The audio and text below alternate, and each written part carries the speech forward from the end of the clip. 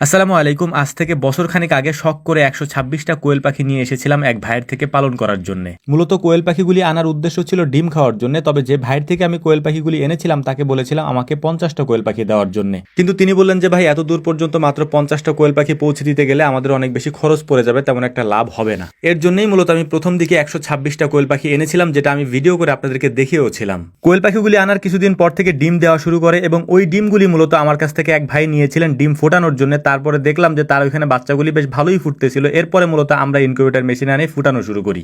এক বছরও পুরোপুরি এখনো হয়নি, এখনো পর্যন্ত আমাদের খামার থেকে আমরা প্রায় ৩০ থেকে ৪০ হাজার কোয়েল পাখির মতো বিক্রি করে ফেলেছি আলহামদুলিল্লাহ। এখন প্রতি মাসে ১০,০০০-এরও বেশি কোয়েল পাখির অর্ডার থাকে আমাদের কাছে, কিন্তু গরুর খামারের পাশাপাশি এগুলি করার আমাদের তেমন একটা সময় হয় না, যে কারণে পর্যাপ্ত পরিমাণে সাপ্লাই আমরা দিতে পারি না। আপনাদেরকে এই কথাগুলি বলার পেছনে একটা কারণ আছে, সেটা হচ্ছে এই কোয়েল পাখির বাচ্চাগুলি যখন আমি নিয়ে এসেছিলাম তখন অনেকেই আমাকে অনেক ধরনের পরামর্শ দিয়েছেন। অনেকে বলেছিলেন যে ভাই, এগুলি সম্পর্কে আপনার তো ধারণা নাই, তাহলে আপনি এগুলি করতেছেন কেন? বছর ঘুরতে ঘুরতে আমি একটা জিনিস চিন্তা করতেছিলাম বসে বসে, আর সেইটা হচ্ছে আল্লাহ তাআলা কার তাকদিরে কিভাবে রিজিক লিখে রাখছেন এটা আমরা কেউ জানি না। সেদিনের ওই মন্তব্যে যদি আমি আমার কাজ বন্ধ করে দিতাম বা কোয়েল পাখি যদি পালন না করতাম, তাহলে হয়তো এই রিজিকের ব্যবস্থাটা আল্লাহ তাআলা আমাকে এইভাবে করে দিতেন না। একটা কথা মনে রাখবেন, যেটা আমি মনে প্রাণে বিশ্বাস করি, সেটা হচ্ছে কাউকে মন্তব্য করে তার গন্তব্য আটকে রাখা যায় না। যদি সে বিশ্বাস করে যে আমি এই কাজ করতে পারবো এবং এটা আমি করব, এই দৃঢ় প্রতিজ্ঞা যদি তার মধ্যে থাকে, তাহলে আপনি কোনো মানুষকে কোনো কাজেই আটকাতে পারবেন না। ইনশাআল্লাহ সে কাজে সে সফল হবেই।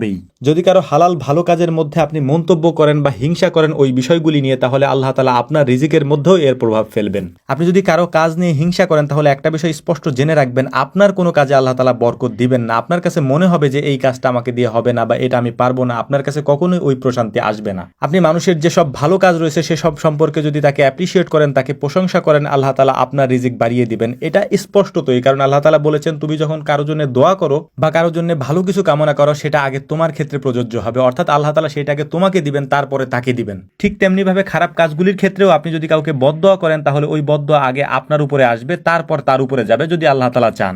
যেহেতু আমি একজন প্র্যাকটিসি মুসলিম, যে কারণে এই বিষয়গুলি আমি খুব ভালোভাবে পালন করার চেষ্টা করি এবং মানিও। আমি কখনো কারো মন্তব্যের উত্তর দেই না। এটার কারণ হচ্ছে আমি যখন বুঝতে পারি যে এই লোকটা নেগেটিভ মাইন্ডের, অর্থাৎ তার মাথার মধ্যে সবসময় নেগেটিভ চিন্তা ভাবনা ঘুরে, পজিটিভ কিছু সে চিন্তা করে না, তখন আমি আস্তে আস্তে তার থেকে দূরে সরে যাই। এটা আমি মনে প্রাণে বিশ্বাস করি। আপনি যদি কথার মাধ্যমে কাউকে কষ্ট দিয়ে থাকেন অথবা তাকে যদি কোনো বাজে মন্তব্য করে থাকেন, আল্লাহ তাআলা কিয়ামতের দিন এটার জন্য আপনার কাছ থেকে আলাদাভাবে হিসাব নেবেন। কারণ এটা হক্কুল ইবাদ তথা বান্দার হক। বান্দার হক যদি বান্দা ক্ষমা না করেন, তাহলে আল্লাহ তাআলাও এটা ক্ষমা করবেন না। তো যাই হোক, আলহামদুলিল্লাহ, ঢাকা থেকে এক ভাই এসেছিলেন। ওনার মূলত ৫০০ কোয়েল পাখির অর্ডার ছিল আমাদের কাছে, তো উনি সেটাই নিতে এসেছিলেন। তো ওনার কোয়েল পাখিগুলি আমরা আমাদের যে ক্যারেটগুলি আছে সেই ক্যারেটগুলির মধ্যে সুন্দর করে দিয়ে দিয়েছি। এখন এই কোয়েল পাখির খাঁচাগুলি আমরা এই ভ্যানের উপরে তুলে দেবো এবং এখান থেকে ওনারা এইগুলিকে নিয়ে যাবেন।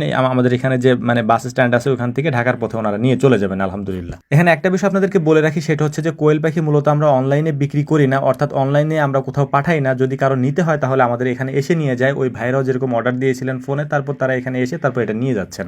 ইভেন এই ক্যারেটগুলি ওনারা আমাদের বাজার থেকে কিনে নিয়ে এসেছেন, এগুলো আমরা দিই না, কারণ আমাদের গরুর খামারে অনেক ব্যস্ততার কারণে আমরা এইগুলি করতে তেমন একটা সময় পাই না, যে কারণে আমরা আগে থেকে বলে দিই এই জিনিসগুলো নিয়ে আসার জন্য। তো যাই হোক, ভাইদের জন্য দোয়া করবেন, এর পাশাপাশি আমাদের জন্য দোয়া করবেন। আসসালামু আলাইকুম ওয়া রাহমাতুল্লাহ।